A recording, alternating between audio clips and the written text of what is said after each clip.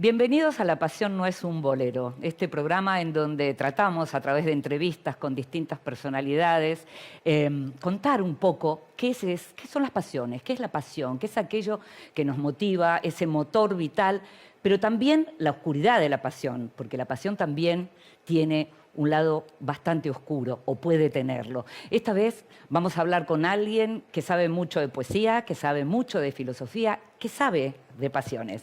Este es Lucas Suárez. Lucas Suárez nació en Buenos Aires en 1974. Es docente, doctor en filosofía, investigador del CONICET y poeta. Es autor de artículos y libros sobre filosofía como Platón y la política y de varios libros de poemas como El poeta y el buey, Mudanza, El sueño de ellas, Roña, Un drama eléctrico. Es también autor de La Medium, un libro con un cruce de géneros. Hay poesía, textos breves y la memoria de un hombre argentino nacido a mediados de la década del 70 en el seno de una familia integrada por intelectuales apasionados. En los últimos años, Lucas conduce la colección de ensayos La Revuelta Filosófica. Gracias, Lucas, por estar con nosotros. Gracias a vos. En La Pasión no es un bolero. Este programa en donde, como me escuchabas recién, lo que buscamos es pensar, reflexionar juntos un poco a propósito de la idea de la pasión, del sentimiento de la pasión. ¿Qué es la pasión?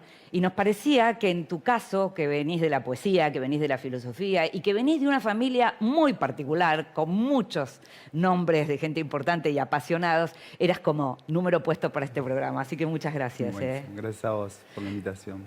Cuando yo te digo, venís de una familia de apasionados, no te suena raro, te suena natural, algo así, ¿no? Total.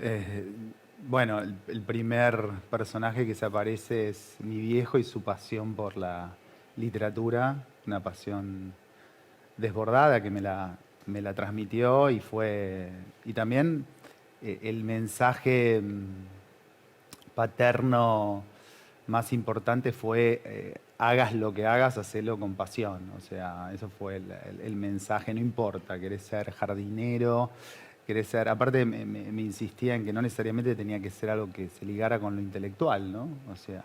¿Te decía eso Norberto sí. Suárez, periodista y escritor? Norberto Suárez, sí. ¿Te decía Sí, eso? me decía eso. Interesante. Hay una foto que yo ya pude ver y que quiero que la gente que nos está viendo pueda ver, y quiero que me describas esa foto que vamos a ver ahora, porque tiene mucho que ver con lo que estamos hablando. Es esa foto. Contame qué ves ahí. Esa foto es muy importante para mí porque ahí está, podríamos decir, la transmisión de una pasión por parte de él, las máquinas de escribir. Él trabajaba en un periódico que se llamaba Acción, que existe todavía, es un periódico quincenal. Iba todos los días, cumplía su horario y después se quedaba la noche escribiendo ahí. Y yo iba a buscarlo y me enseñaba a escribir a máquina, me hacía redactar composiciones, me decía que le corrija cosas o detectara cosas que le escribía. Y ahí se fue gestando esa transmisión de la pasión literaria. Ahora, lo de la escritura, ¿venía de la mano de la lectura? O sea, tu viejo, por ejemplo, además de ser lector, Sí. ¿te leía? Su biblioteca fue una guía, digamos. No es que me decía lee tal cosa, pero en la exploración de su biblioteca yo iba encontrando cosas que él me decía, eso sí, eso todavía no. ¿No? Me acuerdo los tomos que él tenía de Roberto Art, de las obras completas. Me decía, puedes empezar por acá, puedes empezar, no sé, por estos cuentos fantásticos, puedes empezar por distintos lugares de la biblioteca, pero es como que su biblioteca fue el primer campo de exploración de esa pasión por la literatura, que implica obviamente la pasión por la lectura, ¿no? Él era cuentista. ¿Vos recordás también que, por ejemplo, hiciera cuentos para vos en el momento de, no sé, estaban juntos y bueno, había que distraerte o antes de dormir, así? No tanto. Sí me mostró cuentos o textos sobre su padre, sobre la muerte de su padre, textos que tenían que ver con historias de amor, sus historias de amor. ¿Pero que testeaba los textos con vos? Sí, su único libro de cuentos es el escritor de un solo libro, está dentro del género de escritores de un solo libro. Gente que baila era. Gente que baila. Eh, es un libro que tiene un par de textos basados en historias de amor de él, ¿no? Después también era interesante escuchar su textualidad oral, ¿no? Su literatura oral cuando me iba a dormir, por ejemplo, no sé, a las 12 y él se quedaba hasta las 2, 3 de la mañana y yo me levantaba para ir al baño y lo escuchaba hablando con alguien, ¿no? Lo escuchaba hablando con alguna mujer y de golpe leyéndole cosas. Y eso era un cuento aparte, era otro cuento, ¿no? No, era un cuento oral. ¿Qué había en Era- esa voz? Eh, en esa voz había una seducción que siempre venía por el lado del contar, siempre una seducción oral atravesada por referencias literarias. Era una voz letrada, ¿no? También a veces una voz atravesada por, por el exceso del alcohol, ¿no? O sea, Sí. también una voz embriagada. Claro. Embriagada, no embriagada de amor, También. embriagada de alcohol. Exacto, sí, es una mezcla, es un mix, un mix, ¿no? Es un mix de una embriaguez que tiene que ver con el alcohol, una embriaguez que tiene que ver con la literatura, sí. Mm. Y él era narrador, era periodista y vos sos poeta. Sí. ¿La poesía cuándo nace para Lucas? Nace a los, te diría, 14, cuando él no tenía una biblioteca importante en términos de poesía. Es como que quizá viste como a veces actúan los hijos o las hijas por contraste. Por eso preguntaba. Por contraste respecto de la pasión que vos ves encarnada en tus padres. Creo que fui al género que él leía porque él me hizo leer Lamborghini, Celarayán, los que eran sus amigos, sobre todo Celarayán. Poesía argentina de su generación. Poesía digamos. argentina de su generación. Generalmente los escritores que él reseñaba, poetas que eran amigos de él o que a él le gustaban, Biel Temperley. Pero ya te digo, Celarayán, Lamborghini, Biel Temperley eran como claves en lo que sería su canon poético. Después Borges también, por supuesto. Y la exploración, digamos, de un canon poético fue más por mi lado, ¿no? O sea, porque cuando empezás bien, cuando empezás con un buen guía, ¿no? Ya se instala una vara alta, que para mí, yo me acuerdo que leía a esa edad, no entendía absolutamente nada, La obsesión del espacio de Ricardo Celarayán y fue como, no entendía nada, pero me encantaba. Eso es lo más lindo de la poesía, ¿no? No entender nada y que te guste. Y esa fascinación por el género tiene que ver con eso, ¿no? Creo que la primera sensación de que cómo me fascina esto que no entiendo fue el disparador, ¿no? El disparador Hablamos de tu papá y pienso en lo que es la familia tu familia materna también, y tus tías y tus tíos, y Ana Amado y Nicolás Casullo y Elvio Vitali y el psicoanálisis en tu casa, pero vos elegís la poesía, que no era la rama de ellos, Sí. Y elegís la filosofía, que tampoco era lo más social en principio.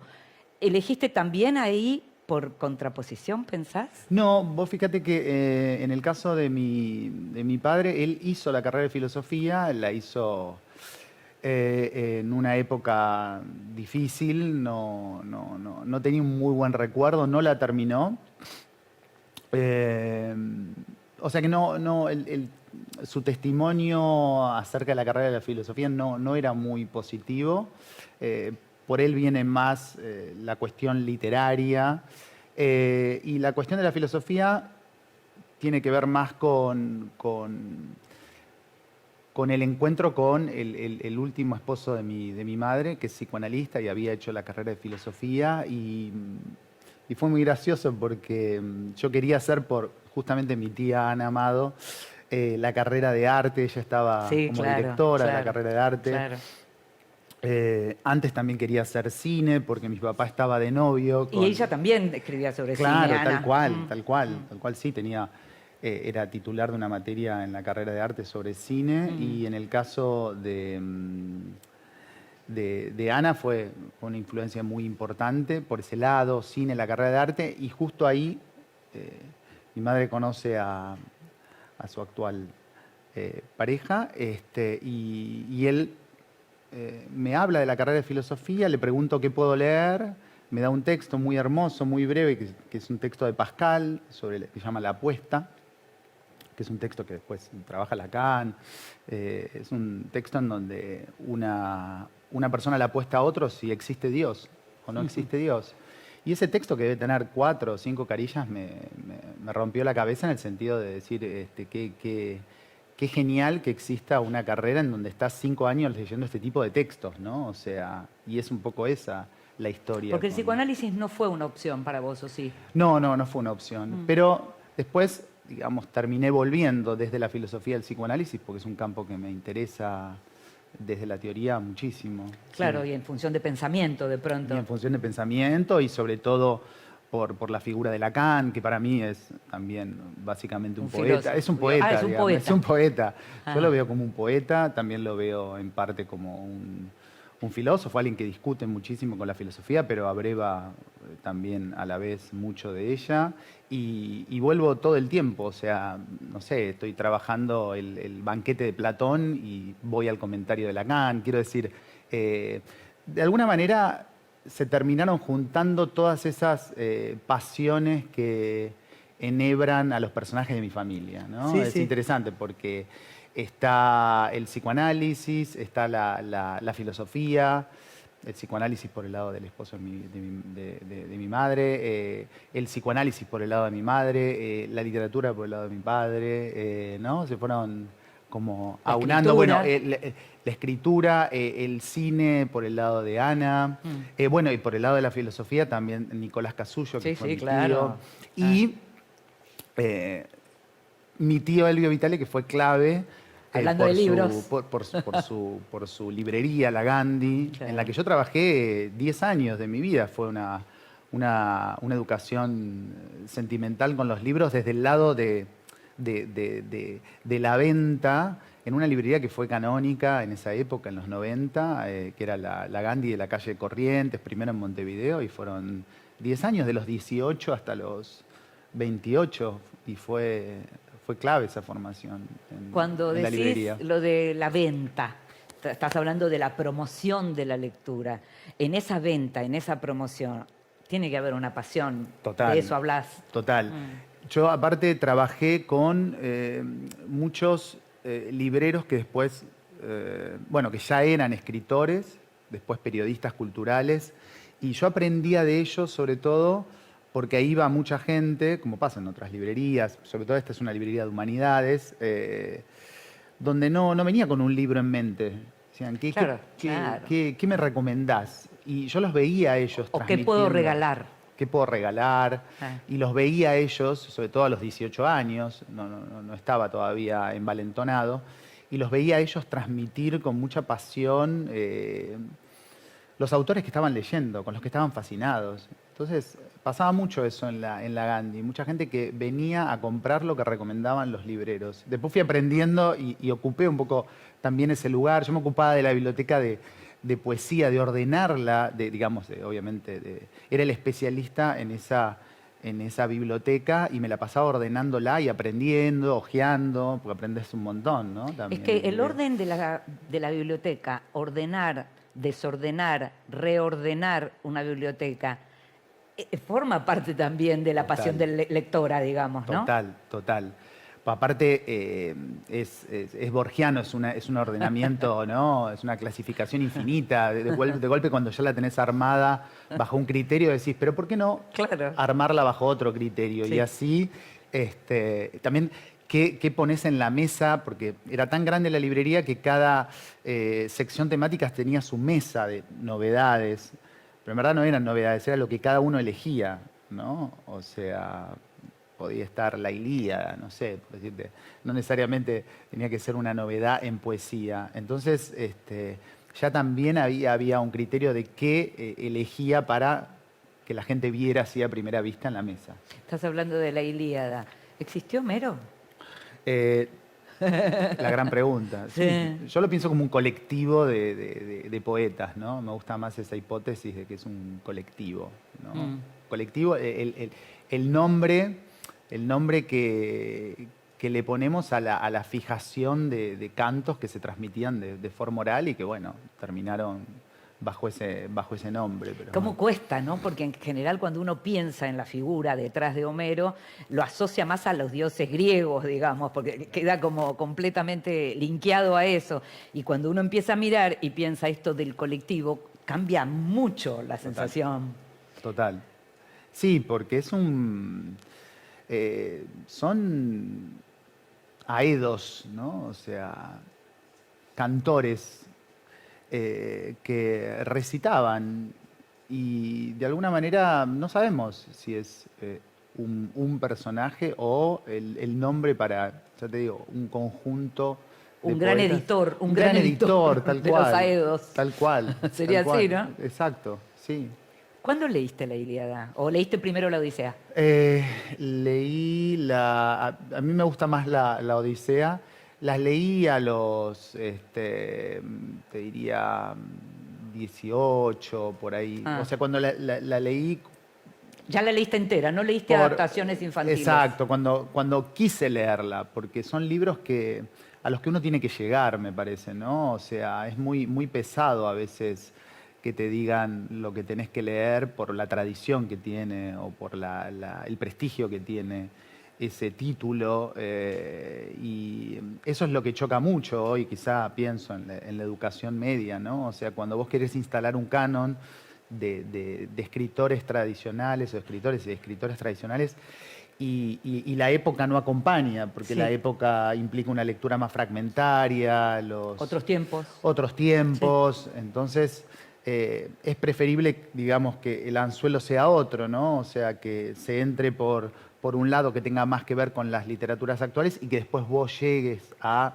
esos textos, ¿no? Porque quizá a los 15 años ese texto no entra bien, ¿no? El problema, bueno, vos sos docente y sabés mucho de esto porque hace muchos años que das clase, pero el problema que algunos ven también en eso es que se termina, entre comillas, como facilitando de más y a veces no se llega a los clásicos. Estamos hablando de Homero, pero uno podría decir, bueno, si es así, el Quijote no lo van a leer jamás, por ejemplo, ¿no? Eso es cómo hacer para generar el interés. Vos que hablabas de la venta de los libros, ¿cuán apasionado tenés que ser para poder convencer a un alumno, ¿no? Ahí está la clave, porque es algo que, digamos, si vamos para el lado de la docencia, la pasión en la docencia, creo que es hoy el eje, ¿no?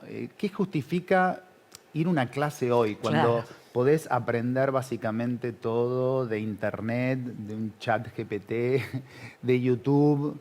Es el encuentro con la pasión que te transmite un docente o una docente. O sea, para mí es eso lo que justifica hoy ir a una clase.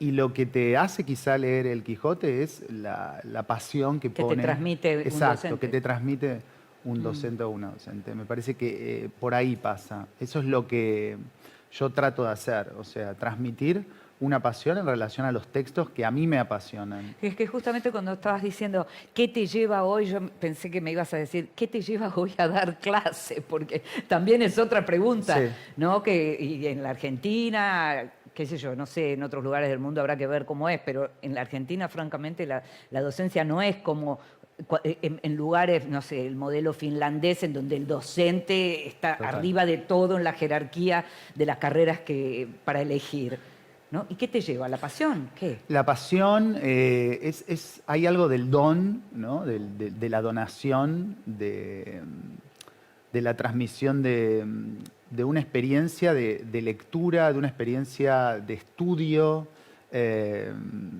A mí cada vez me interesa más esa puesta en escena de una clase desde el punto de vista de la pasión, porque me doy cuenta que los textos los podés leer por tu cuenta, digamos, ¿no? O sea, los podés leer por tu cuenta, los podés glosar también, leyendo comentarios, pero lo que no vas a encontrar ahí, en ese espacio de la web o de donde sea, es esa pasión en vivo, presencial, que transmite un docente. Yo creo que es eso. No es la plata, obviamente, sabemos lo que son los salarios docentes, no es en absoluto Me la gustó plata. lo de la es- experiencia que decías, Lucas, porque hay algo ahí que tiene que ver con la experiencia de lectura, con la experiencia de trabajo con los textos, y lo de la entrega como transmisión, como divulgación, ¿no? Sí, Está bueno sí. eso. Hay algo, El don, decías. hay algo de donar eso. No sé si lo podría explicar, porque hay algo un poco, no sé, como eh, romántico, ¿no? En la idea de donar, de donar una forma de leer esos Sí. textos, de donar un sistema de lectura. A mí eso me encanta, ¿no? O sea, yo siempre aclaro que lo que ofrezco es un sistema de lectura, entre otros posibles. Un sistema, llamarlo guión de lectura. Sistema quizás es una palabra un poco rígida, pero un guión de lectura en relación. Y esto aplica puede aplicar a la filosofía como puede aplicar a, si tenés que dar César Vallejo, no sé, o puede aplicar también a la antropología, digamos, a cualquier disciplina humanística, ¿no? En mi caso es la filosofía y lo que a mí me interesa es transmitir eso. Y ahí hay algo también del orden de la donación, ¿no? Porque llegar a ese guión de lectura implicó, bueno, mucho trabajo Claro, de lectura, de lectura y de relectura, porque en el campo de mi trabajo hablamos de textos que pasaron el tribunal del tiempo, ¿no? Digamos, Sí, que sí, tienen sí, sí. siglos y siglos y pátinas de lecturas y de comentarios. Entonces tu trabajo es un trabajo un poco de editor, ¿no? De editor también, o sea, de decir, bueno, de todas estas lecturas que hay acerca del texto, a ¿Qué mí me elijo interesa. para dar? Exacto, ¿qué elijo Lógico. para dar? A mí me interesa ese. Y después lo que importa también es, bueno, la puesta en escena, o sea, cómo decirlo. Si lo decís parado, si lo decís sentado, Sí. si lo decís enfático, si contás un chiste, si abrís un paréntesis. A mí me encantan las digresiones que se producen en las clases Sí. porque es donde pasan los momentos más, a veces más fecundos, más interesantes, en esas, ¿no? Es la diferencia entre una clase leída y una clase presencial. Asistida, Y una claro. clase asistida. Claro, estamos hablando de lo que es la transmisión, digamos, del conocimiento a partir de la oralidad, pero vos también estás conduciendo hace unos años una colección de divulgación filosófica, en donde los que escriben son colegas, especialistas en determinados autores, y ahí ya te hago una pregunta casi frívola. ¿Quiénes serían los filósofos más apasionados? No los más apasionantes, sino los que te imaginás como más apasionados. Los más apasionados. Es todo un tema, después podemos hablar, ¿no? Sí. La cuestión de la pasión o el tópico de la pasión en la filosofía, Sí. porque, bueno, Porque en es un tema. claro, porque en gran parte de la filosofía tiene una línea más normativa respecto a las pasiones, Sí. ¿no? Cómo administrarlas, cómo Sí. regularlas y desde dónde. Pero hay personajes que están atravesados por las pasiones. El primero, para mí, canónico, es Nietzsche. Claro. Es un intempestivo. Se nota en su prosa se nota en su prosa que está enojado, o digamos que está preso de la ira, se nota en su prosa cuando está enamorado, se nota en su prosa cuando odia con amor, porque él a veces para ir contra alguien un poco también delata amor hacia ese alguien. Otro que también es un apasionado es Schopenhauer. Otro que también a mí me parece un apasionado o por lo menos lo que conservamos de él es Heráclito, que estaba peleado con todos sus contemporáneos, era un bravucón, ¿no? Un calentón. Se decía que era un misántropo. Y Deleuze también me parece un apasionado. Hay varios que... Después hay otros que, por ejemplo, Kant, que lo cuenta Tomás de Quincy, ¿no? Era como Claro, claro. un personaje que leía el diario a la misma hora, que escribía... Metódico. Metódico, ¿no? Alguien atravesado por la mesura, la templanza, ¿no? ¿Podemos pensar que en esos personajes apasionados fue justamente ese vendaval de pasiones también lo que los llevó a la reflexión filosófica? Creo que sí, igual nunca es tan... Siempre hay, ¿no? Como cierta como racionalidad en la pasión y cierta pasionalidad en la racionalidad, ¿no? Es como que tendemos a pensarlas como si fueran órdenes o planos distintos que, bueno, chocan o una sujeta a la otra, pero creo que es un mix de diálogo entre la dimensión racional y la pasional afectiva o pasional, no sé, senso-pasional, lo que los lleva a escribir, ¿no? No sé si es... Porque cuando estás atravesado por por las pasiones y sobre todo por un lado, como te diría, más exacerbado de la pasión, es difícil, ¿no? Claro, claro. Escribir, encontrar la disciplina para escribir. Por eso, en el caso de la poesía, los peores poemas de amor se han escrito en estado de enamoramiento, ¿no? O sea, es como que... Y quizás los peores poemas acerca del duelo están escritos en caliente, ¿no? O sea, apenas falleció esa persona, ¿no? Porque no, en ese momento que estás atravesado por una pasión, me parece que es muy difícil escribir cualquier cosa. Como que la escritura, salvo que entendamos la escritura como una descarga o diván, Sí. no estoy pensándolo, si lo pensamos como diván, sí, bueno, es algo que queda para vos. Si lo pensamos como hecho literario... Claro, si es un diario íntimo es una cosa. Es Claro. otra cosa, es otra cosa. Sí, si es un registro de tus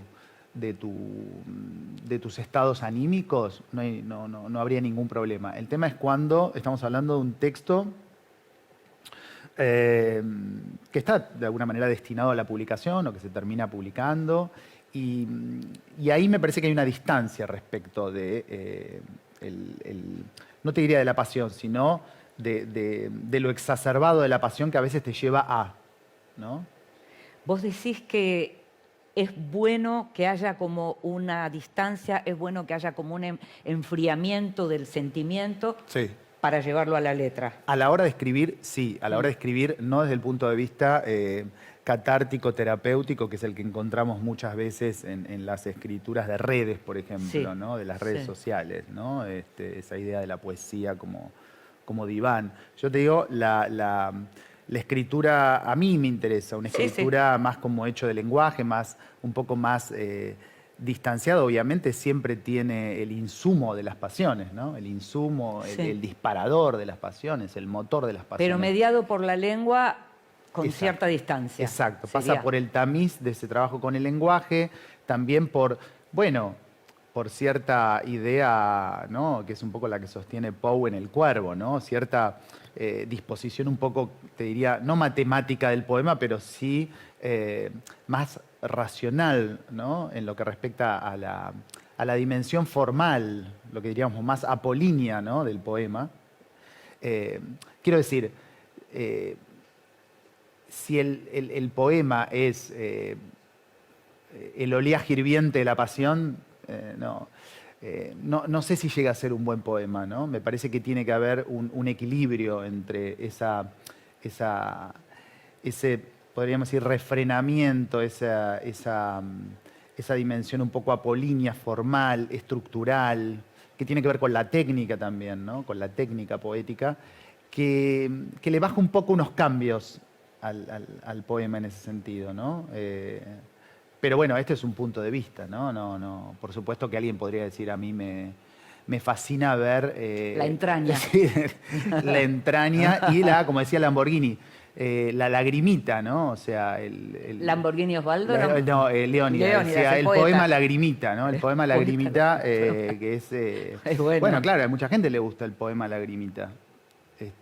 ¿No? Y está perfecto, yo no me estoy estableciendo como canon de nada. No, estás simplemente hablando de lo que a vos te interesa. de lo que a mí me interesa y como de lo lector que... y también a la hora de producir poemas. Total, a la hora de producirlos, por supuesto, hay una toma de distancia respecto de ese hecho que fue producido en un estado de efervescencia pasional y que, claro, lo ves al otro día y tenés que sospechar, porque si te fascina inmediatamente es raro, o sea, ¿no? O sea, sospechá de lo que te fascina inmediatamente, ¿no? Pasa el tiempo mil veces uno lee al otro día lo que escribió, ¿no? Y ese día estaba fascinado. Y, no, esto no se sostiene ni un día, ¿no? ¿Tirás mucho? Sí, tiro bastante y sobre todo espero mucho Que decante. Que decante. Y porque me pasa mucho eso, ¿no? Después ya vas aprendiendo a sospechar de lo que te fascina inmediatamente, ¿no? En lo que respecta a la propia escritura, ¿no? O sea, decís, no, esto no. Esto no es lo que quiero hacer. Esto no me gusta, está muy no hay distancia, ¿no? O sea, siento que no hay, no termina de haber esa distancia. Es demasiado apasionado. Es demasiado apasionado, pero más que nada no hay, es pura pasión y hay poco lenguaje, ¿entendés? A ver si lo puedo explicar, ¿no? Sí. Es como que hay, y a mí me interesa ese equilibrio entre trabajo con el lenguaje y el insumo de la pasión y de otras. Entiendo perfecto, entiendo otras. perfecto. Y ahora te voy a seguir preguntando sobre eso, porque mientras hablábamos, vamos a ir ahora a una pausa, pero mientras hablamos estoy pensando en montones de nombres de poetas y de filósofos que terminaron muy mal y que eran muy racionales. Pero hablamos ahora después de una pausa, ya volvemos.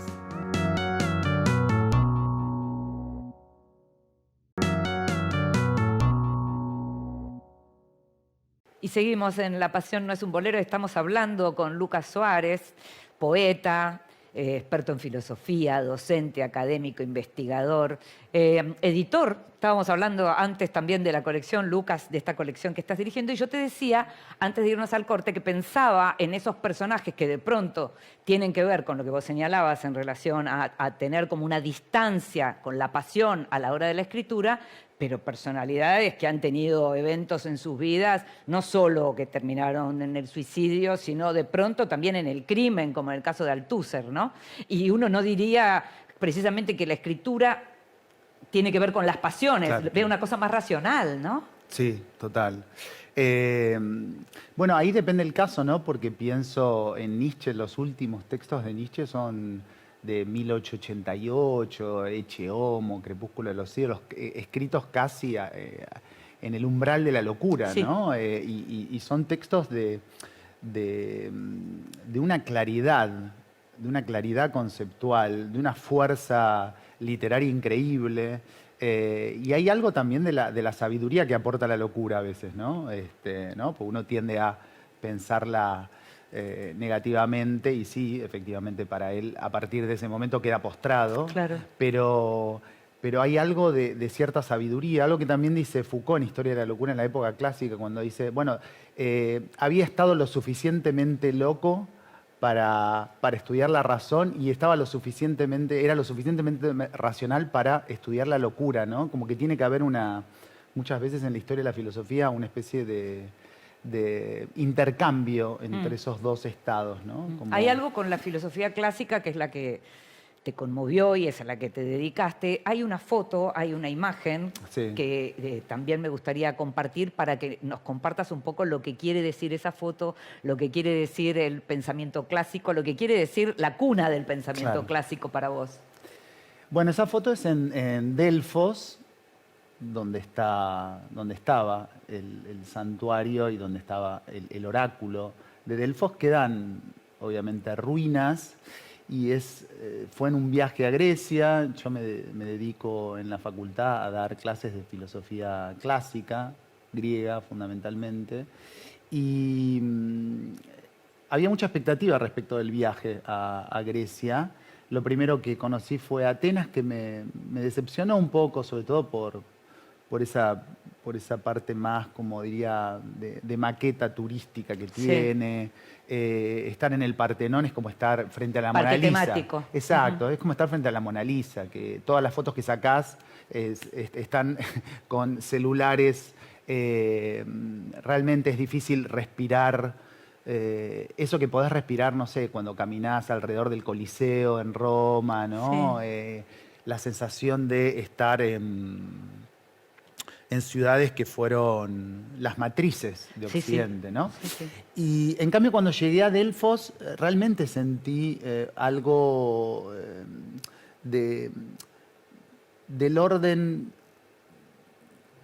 del orden de lo espiritual en el sentido de decir acá es como si el dios Apolo hubiera dicho, quiero emplazar acá mi santuario, ¿no? Realmente sentí algo... magnético. Magnético, realmente es magnético, hay algo, hay un aura muy fuerte que sentís en Delfos, y ahí encontré lo que quería buscar, y lo que yo estudiaba, y que yo había, digamos, mamado en términos teóricos, ahí me reencontraba con algo del orden más de lo místico, de lo espiritual. Qué loco, porque todo el tiempo estabas marcando lo que tiene que ver con lo racional. Sí. Y uno podría decir, bueno, y ese pensamiento se origina ahí, pero llegás ahí y aquello con lo que te encontrás no tiene que ver estrictamente con lo racional, sino con algo que se siente. Total. Es que lo que a mí más me interesó de la filosofía griega y lo que de alguna manera aunó la poesía que me había impactado en la adolescencia, que era como mi principal pasión. Y la filosofía es que en la filosofía griega pensaba en los presocráticos, Heráclito, Parménides, Empédocles. No hay una separación tajante entre filosofía, literatura, religión, ciencia. No es como los departamentos, ¿no? Departamento de filosofía, departamento de letras, Claro, departamento de antropología. Ahí había una especie de concepción más enciclopédica, ¿no? Donde el poeta era el educador el educador de las generaciones, ¿no? O sea, de Homero en adelante tenés ese lugar. Y la filosofía de alguna manera empieza así, ¿no? Empieza bajo el cobijo de la forma poética. Entonces, lo mismo te pasa cuando lees a Platón, lo mismo te pasa cuando lees algunos filósofos como por ejemplo Epicuro, los estoicos. Si bien no es un formato poético, sentís algo del orden de una prosa literaria muy fuerte. Entonces no hay separación. Y ahí, al no haber separación, hay un encuentro entre la literatura y la filosofía que a mí me marcó y que también determinó qué filósofos, sobre todo, y filósofas modernas y contemporáneas me interesan, que son los que justamente cruzan a la filosofía con la literatura. ¿Cómo quiénes? ¿No? Y, por ejemplo, Susan Sontag, por ejemplo, es una ensayista que a mí me encanta y que cruza, puede estar hablando de hechos de la fotografía, puede estar hablando y empieza con la alegoría de la caverna de Platón. O sea, Voy a presumir, yo la entrevisté. ¿La entrevistaste? Ah, qué envidia, qué envidia. Sí. La pasión de la envidia.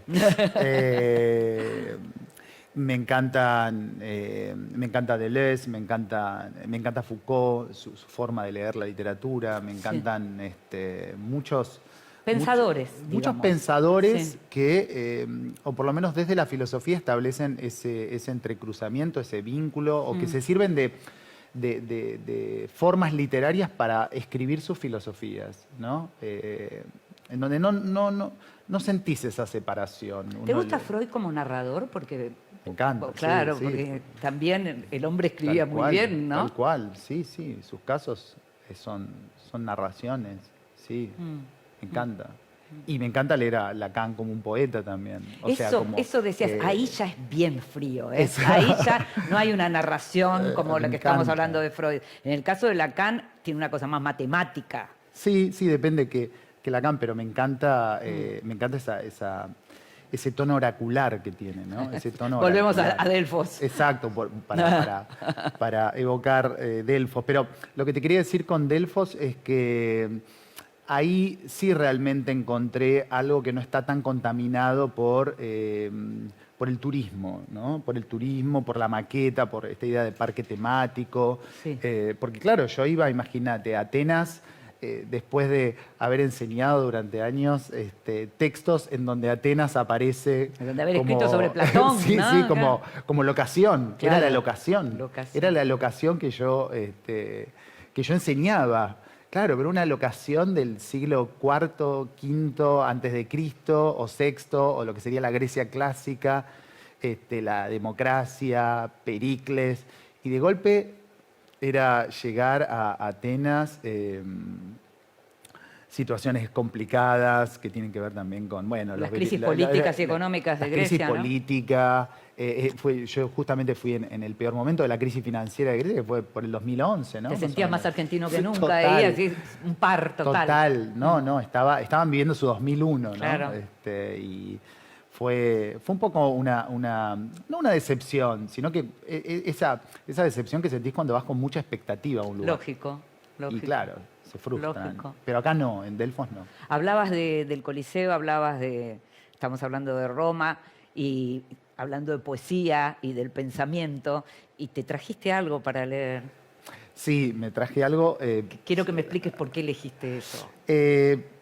Por la cuestión de la pasión, porque me parece que son dos poemas muy breves de dos poetas latinos. Me encantan los poetas latinos, me refiero a, por ejemplo, a Catulo, que son poetas del siglo I antes de Cristo, Catulo, Ovidio, Sí. porque eran unos apasionados realmente. Sus textos en estado de enamoramiento son fascinantes y son textos que ponen en escena la batalla entre pasionalidad y racionalidad. De esto de lo que venís hablando. Exacto, y los combates entre pasiones opuestas, o sea, son como tratados sobre las pasiones. Sí. O sea, podríamos leer esa poesía en esa clave, ¿no? Y hay dos que me encantan, Sí. que son muy, muy breves. Que uno decía es el de Ovidio, que es un verso de las Metamorfosis, Sí. que dice: veo lo mejor y lo apruebo, pero sigo a lo peor. Que es el psicoanálisis es en germen, ¿no? Veo lo mejor y lo apruebo, pero sigo a lo peor. O sea, yo veo. Es el humano, va. El ser humano, yo puedo ver racionalmente qué es lo mejor, pero sigo lo peor. ¿No? Ahí me parece que está la tensión, que es la tensión que ponen en escena las tragedias griegas. Las tragedias griegas son eso. O sea, Antígona ve lo que le puede llegar a pasar si le da sepultura a uno de sus hermanos. Pero lo hace igual y sabe. Sigue lo peor, no desde su punto de vista, sino desde el punto de vista. Edipo también, y así podés leer todas las tragedias griegas desde este punto de vista. Y hay otro poema que me gusta mucho, que es muy famoso, de Catulo, que dice: odio y amo, quizá preguntas por qué hago esto, no lo sé, pero siento que sucede y me torturo. ¿No? Hermoso. Que es un poema hermoso. Odio y amo, aparte al mismo tiempo, ¿no? Ahora, cuando leías recién lo de Ovidio, no me puedo acordar qué pensador era, creo que era norteamericano, que decía algo parecido en relación al pueblo, cuando decía: el pueblo quiere el bien, pero no sabe dónde está. Claro, es un poco. Es bastante parecido a Total. eso, ¿no? Es eso. A mí me encantan esos textos. Soy un gran fan de la tragedia griega. Me encantan esos textos. Te iba a preguntar por eso, por la tragedia griega. Que justamente establecen una especie como de dramaturgia de la contradicción, ¿no? Que ponen en carne viva la contradicción. No hay resolución. Digo, más allá del típico castigo divino que aparece al final de las tragedias y del el mensaje moral o del precepto moral, no te pases de la raya. El tema es, bueno, que lo que las dispara es la pasión de la desmesura, ¿no? De la soberbia, de la incontinencia, ¿no? Del no poder dominarte a vos mismo, querer ser más de lo que sos, ¿no? Querer ir más allá de tus límites. Y ahí La hibris. viene la hibris, ¿no? La soberbia. Eso que llamamos la soberbia, el orgullo, la desmesura. La desmesura es, digamos, el disparador, el punto de partida que lleva al sujeto trágico a errar, y ahí viene el castigo. Pero a mí lo que más me interesa es que lo más interesante es lo que pasa en ese tránsito que va desde la pasión de la desmesura a el error. Sí, sí. Y lo que aprendes a partir del error, ¿no?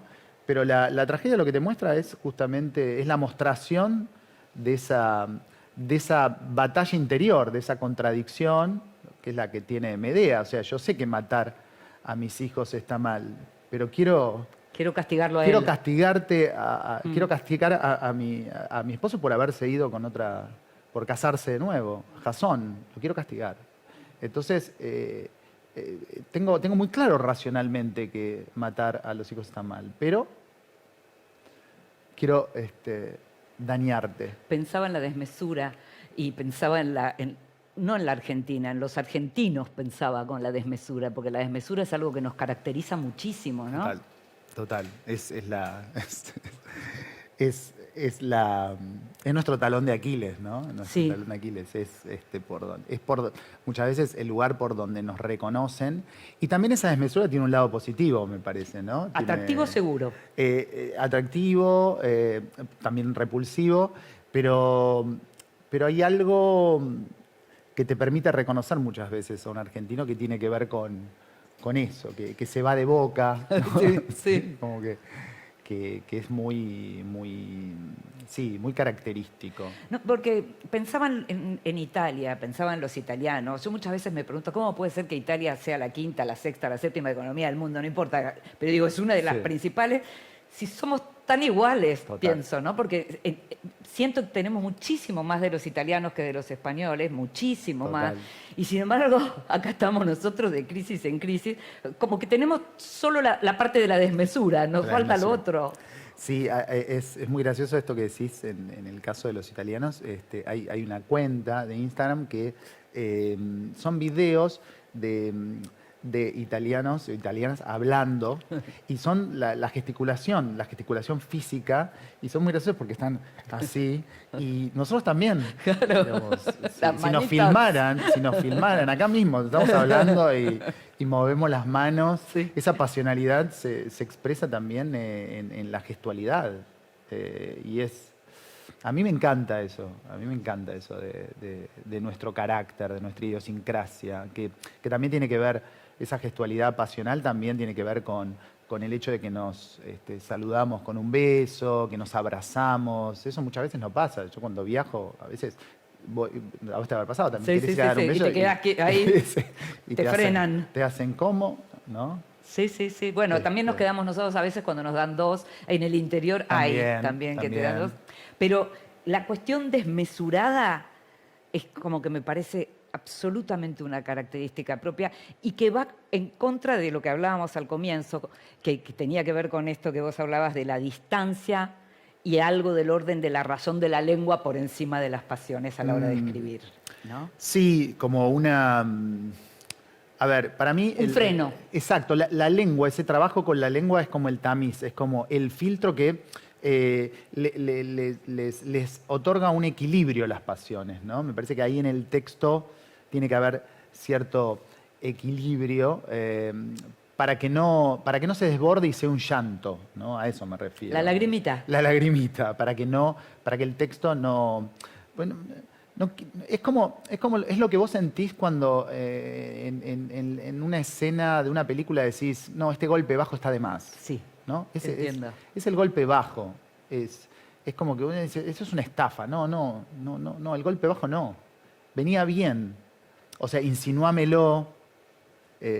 Porque también hay algo, a mí me parece que ese a veces desborde que opaca el trabajo con la lengua, muchas veces, porque es como que pareciera más importante tu sentimiento o el retrato de ese sentimiento o la mímesis de ese sentimiento, muchas veces se lleva puesto el poema o el cuento, no, eso Sí, la aplica. escritura. La escritura se la lleva puesta, termina siendo una especie de testimonio de tu Pasión.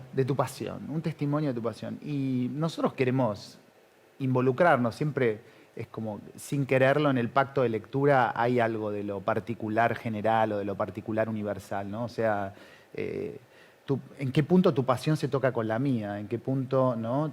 Lo que vos decís es algo que podría haber dicho yo. Exacto. Gracias, Lucas. No, gracias a vos. Gracias a ustedes. Nos estamos viendo en el próximo La Pasión no es un bolero. Los esperamos.